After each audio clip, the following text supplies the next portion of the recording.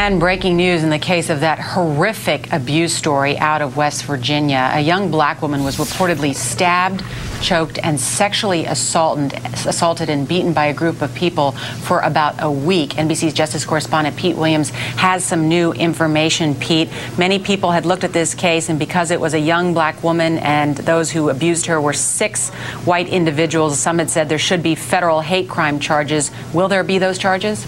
Not for now, and one of the reasons they were looking at them is it was alleged that as they were assaulting her, as they were stabbing her, for example, they were repeatedly using a racial epithet.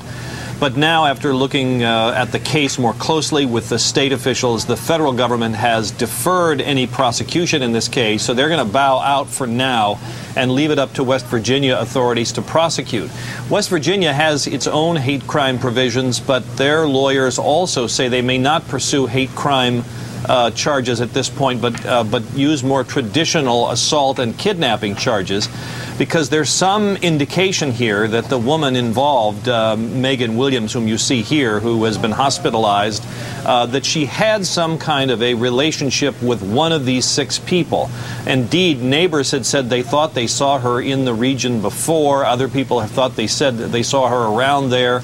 So for now, the prosecutors are deferring any of those charges and will concentrate on more traditional charges.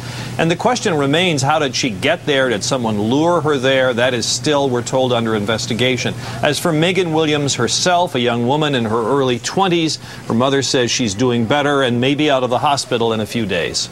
Nora. Pete, it really is. The details of this case are just sick to read about. I mean, she was held for a week and allegedly abused by 6 individuals who, my understanding is, all have criminal backgrounds. What difference does it make whether she had a previous relationship with one of those who allegedly assaulted her? The question only would be so insofar as the motive for the assault. The theory of the hate crime statutes is that the crime is motivated solely by racial animus. If you have a preceding relationship with someone, that would undercut that charge. But as you're right, as for the sort of depraved nature of the conduct that's at issue here, the fact that there was a previous relationship would in no way work against those charges. They still face, you're right, very serious charges. And many of the 6 not only have a criminal background, but many of them have a history of violent crimes as well. Exactly. Pete Williams, thank you so much for that update. Okay.